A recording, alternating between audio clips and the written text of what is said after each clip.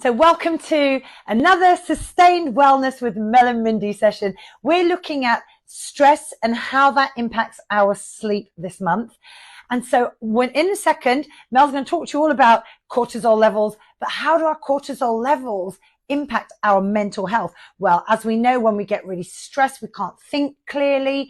We can't actually memorize things. We can't be creative.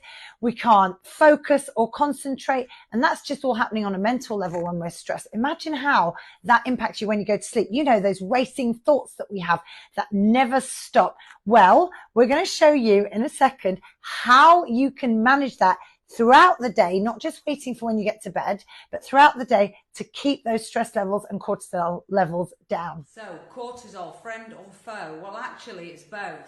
We do need cortisol in small amounts. So we need it in the morning to get ourselves moving. That's when the levels are high. We also need it for our sort of flight or fight response. So when something stressful happens, we need cortisol there to sort of stress us enough to mobilize energy reserves to get us moving for whatever that stress is. However, the problem for most of us is cortisol becomes high sort of chronically over the whole of the day.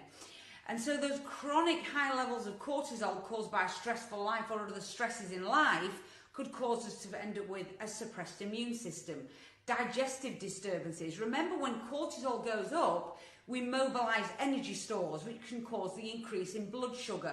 That blood sugar then gets laid down often as abdominal fat. It sort of preferentially goes as visceral fat around the organs and maybe subcutaneous fat around the midsection, which none of us really want. You'll end up also with sleep deprivation, disturbances in your sleep. Obviously, that's going to affect your rest and recovery.